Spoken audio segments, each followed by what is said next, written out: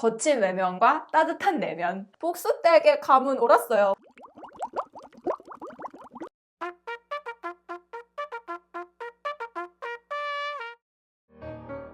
눈도 크네 김잡밥이. 오늘의 주인공 복수댁의 유형은 몇 번인가요? 네, 복수댁의 유형은 8번입니다. 8번 유형은 도전하는 사람이라고 부릅니다. 독립적이고 추진력이 높아요. 세상이 거친 곳이기 때문에 자신이 강해져서 살아남아야 한다고 생각합니다. 우정리 초반에 이렇게 빡대기랑 덕국봉대기 복수댁은 좀 무섭지 않아? 막 이러다가 빡대기 알고 보면 따뜻한 면이 있는 것 같아 이렇게 얘기하거든요. 근데 이게 그냥 딱 8번을 서술하는 말이죠. 거친 외면과 따뜻한 내면. 매번 서리하다 들켜도 넘어가주는 면에서도 딱 보여요. 사실은 제일 안 봐줄 것 같은 느낌인데 물렁해요. 2번은 없다 막 이러면서 또 봐주고, 근데 으름장은 놓는데 항상 봐주죠. 강강약약의 대명사라고 할 수 있죠. 본능적으로 우정리에서 누가 강하고 약한지를 알기 때문에 약한 동물들에게는 부드러우나 코끼리한테는 얄짤이 없죠. 그 코끼댁이 그렇게 해도 별 타격이 없다는 걸 아니까 그렇게 해요. 그래 니맘 알지 고맙디. 아 니맘 몰라. 흑댁이 가지고 있는 서사도 완전 8번이죠. 힘의 세계에서 거칠게 자랐다. 탈출하려고 했을 때 파팔머니의 도움으로 죽을 뻔한 위기를 넘겨서 살아나면서 가족을 새로 얻죠. 할매가 복수를 거둠으로써 인생 처음으로 보호자를 얻었습니다. 할머니가 등털이 자란 후 선물해줬다는 낚싯대를 애지중지한 것도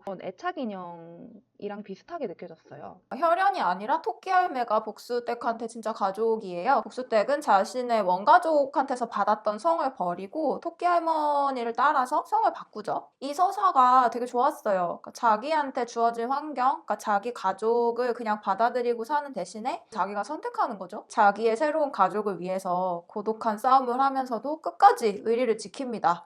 이 자기 사람을 아끼는 의리에 살고 의리에 죽는 8번의 성격을 잘 보여줍니다. 내가 지금 몇 번 말하노. 니 때문에 우정리에 있었다고. 복수댁한테 우정리는 다른 동물들이 느끼는 우정리랑 완전히 달라요. 여기가 따뜻하고 평화로운 시골 마을이 아니에요. 복수댁한테 우정리는 아무도 믿을 수 없는 생존해야 하는 마을인 거죠. 누가 빌런인지 모르는 상황에서 내 가족을 지켜야 하는 그런 곳이에요. 복수댁은 할매가 죽은 이후에 스스로에게 자신이 적진에 있다는 걸 계속 상기하기 위한 방식으로 지하실을 정말 무섭게 꾸며놓죠. 거기서 이렇게 되새기는 거죠. 나는 여기서 누가 적인지 모르니까 마음을 풀고 살면 안 돼. 이러려고 무서운 지하실을 만들어 놓고 맞아요. 삽니다. 처음 해봤을 땐 전 거기가 고문실인 줄 알았어요. 실제로 그런 느낌. 여사 얘기하니까 뭐 얘는 새롭다 그치? 복수가 사실 그다지 교묘하게 머리를 굴려서 사는 스타일은 아니에요. 정말 본능형다워요. 그러니까 중심이 굉장히 본능에 있는 사람 같은데 싸우고 지키는 방식에서도 돼지떼기랑 다른데 외교나 정치 이런 거를 사용하지 않아요. 없는 호감을 꾸며낸다거나 유하게 돌려서 말한다거나 그러지 않고 대놓고 표현하고 혼자 싸우는 스타일이죠. 말하자면 복수댁은 자기 패를 다 까고 싸움을 하는 거예요. 사실상 좀 불리하죠. 빌런들 입장에서는 딱 봐도 쟤는 완전히 토끼 할매 손주 편이고 그걸 위해서 노력하고 있으니까 초반부터 바로 견제도 되게 많이 했고, 돼지댁 같은 경우는 뭐 신문사에 제보를 하고 정보를 사고 빡댁한테도 애둘러서 경고를 한단 말이에요. 근데 복수댁은 그런 게 없어요. 띠를 쌓지 않아요. 자기 직감을 믿고 외치죠. 딱 사기꾼인데 니가 너무 순해가지고 믿는 거다. 복수댁의 감은 옳았어요. 하지만 이게 물증이 없었기 때문에 상대방의 정치질을 말려서 역효과가 나버렸죠. 좀 재밌는 게 여우 사냥 스타일이랑도 비슷해요. 여우는 혼자 다니기 때문에 그 동물이랑 성격이 잘 맞아 떨어졌죠. 이 혼자 싸우는 방식 때문에 사실은 같은 편도 신뢰감을 확신할 수 없고 그 신비감과 위협감을 조성하죠. 그게 본인의 의도는 아니에요. 조력 동물들끼리는 연합을 하지 않잖아요. 누가 진짜 조력 동물인지 모르니까. 마피아 게임과 같은 구조죠. 이 시민들은 마피아를 잡아야 하는데 서로가 시민인지 마피아인지 의심하는 와중에 서로가 같은 마피아인 걸 아는 마피아들만이 시민을 몰래 공격을 하고 막 코끼리 잡아가라. 복수가 겉으로 이제 본 첫인상으로는 되게 멋있어 보이는 전형을 갖췄잖아요. 고독한 한 마리의 여우, 애를 안 좋아한다고? 나뭐 그래라 해라. 수트를 입고 목소리도 낮고요. 약간 쿨워터 나는 어른 느낌이 있는데 사실은 속내를 까보면은 우정리 동물 중에서 가장 서툴고 외로운 동물이 아닌가 싶습니다. 그 적진 한가운데 있는 8번이죠. 전라도에 와 있는 경상도 8번이라는 느낌도 딱 다이렉트로 맞닿아서 지역색 때문에 더 외부인이라는 인상을 강하게 주면서 긴장감을 조성하는 장치였다고 생각합니다. 복수댁의 경상도 사투리가. 되게 혼자만 다른 사람 같은 느낌이 들게 해요. 자기가 맘놓을 수 있는 곳에서 활기를 치는 8번은 원래 쾌활하고 밀어붙이는 진취성이 있고 숨기는 게 없고 힘으로 확 끌고 가버리는 그런 게 있는데 복수는 모두가 뒤에 칼을 숨기고 있는 것 같은 곳에 있는 8번이기 때문에 항상 벼려진 칼처럼 날카롭죠. 외로운 싸움을 했던 복수댁이지만 우정리 노트 엔딩 이후에는 상황이 달라졌을 거라고 예상을 해요. 이제는 누가 빌런이었는지 알고 그 빌런들은 우정리 마을을 떠났기 때문에 이제 돼지댁이랑 복길댁은 믿을 수 있다는 것을 확인했기 때문에 이제는 조금 그렇게 날이 선체로 살지 않고 그들을 믿고 외롭지 않게 살 수 있게 됐지 않았을까 그렇게 믿습니다. 믿습니다. 복수댁의 행복을 믿어요.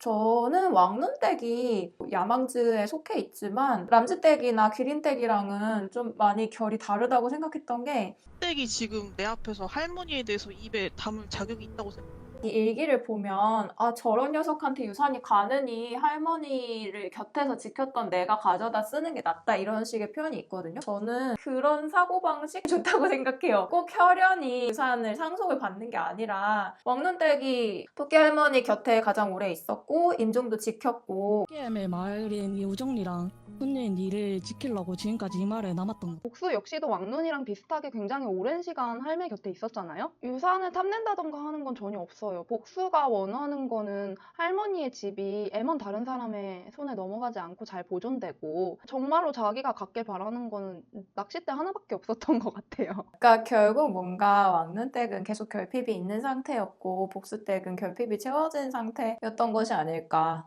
복수는 확실히 할매한테 뭔가 받은 게 많다고 느끼고 그 충족이 됐어. 그래서 빠비한테도 나눌 수 있는 여유가 있었던 거고 굉장히 다양한 캐릭터가 사실은 여성성이라는 거 안에서 허락되지 않는 성질의 캐릭터들이었는데 인생이 이런 것이요? 그저 행복하고 싶은 뿐인데 되게 이기적이거나 엄청 청방지축이거나 처음에는 조금 낯설다고 느끼는 사람들도 많았거든요. 근데 이게 점점 이렇게 몰입하면서 보다 보니까 이기적인 모습을 보면서도 내가 불편하다던가 이렇지 않고 재밌게 즐기고 이 캐릭터한테 정감도 가고 이입도 되는 거예요. 그걸 보면서 우리 안에 스스로를 옥죄고 있는 어떤 통제, 뭐 도덕 코르셋 이런 것들을 자연스럽게 내려놓게 되죠. 나도 이렇게 해도 돼 라고 허락받는 느낌도 들었어요. 리뷰 시작에 예고했던 히든 캐릭터는 누구일까요? 정답! 빡대? 땡! 아닙니다. 정답은 팝콘 분들입니다. 우정리 노트는 총 9명의 캐릭터가 등장하고 이 캐릭터들이 다 개성이 강하고 다 다르게 너무 재밌고 매력이 있어요. 이게 깐탁하면 되게 덕질로 빠지기 좋은, 까놓고 말하자면 뭐 최애 같은 것을 만들기 되게 좋은 매력을 소유하고 있어요. 이렇기 때문에 잡밥TV의 마크 컨텐츠가 정말 특별했는데 우정리 노트를 보면서 덕질이 익숙했던 사람들이 최애를 내려놓는 모습을 이렇게 실시간으로 봤단 말이에요. 댓글 중에 땡땡땡 사랑여 오직 땡땡만을 이렇게 썼다가 나중에 그걸 수정하시면서 반성한다 잡밥사단 전부 최고다 이렇게 쓰여있던 댓글이 있었는데 저는 그게 정말 이 잡밥TV가 만든 문화를 압축한 댓글이라고 생각을 했어요. 밥님이 콘님들이 참여를 하게 유도하고 끌어내고 그리고 팝콘들끼리도 스스로의 소비 문화를 계속 자정을 해요. 이러면서 자아이탁 덕질 대신에 돌멩이 광고의 길을 나서죠. 저는 이 팝콘 분들이 너무 멋있는 거예요. 서사나 캐릭터 같은 거를 정말 이렇게 깊게 분석하고 전체 그림 같은 걸 보고 나무가 아니라 되게 이렇게 숲을 보는 나무도 보고 숲도 보죠, 사실. 이런 소비 문화가 형성이 되어 있기 때문에 새로 들어오는 구독자들도 문화를 자연스럽게 익히게 되면서 건강한 소비를 하게 되는 그런 콘텐츠예요. 아, 진짜 대단하다. 갑자기 소환을 해서 이상하게 들릴 것 같긴 한데 이니은 선생님께서 그런 얘기를 했단 말이에요. 안녕하세요, 양희연입니다. 노래는 부르는 사람 것이 아니라 듣는 사람의 거라고. 듣는 사람이 어떻게 듣느냐, 어떻게 해석하느냐, 어떻게 쓰느냐에 따라서 그 노래가 어떤 시대성을 담기도 하고 어떤 상징을 담기도 한다. 이런 얘기를 했는데 저는 그게 노래에만 국한되는 게 아니라고 보거든요. 이 훌륭한 콘텐츠를 더욱더 빛나게 만들었었던 건 이 잡밥TV를 보는 팝콘들이 있었기 때문에 완성이 되지 않았나 하는 생각이 듭니다. 네, 그러면 우정리 노트 한 줄 평으로 끝내겠습니다. 역사의 시작. 세상은 우정리 노트 전과 후로 나뉜다.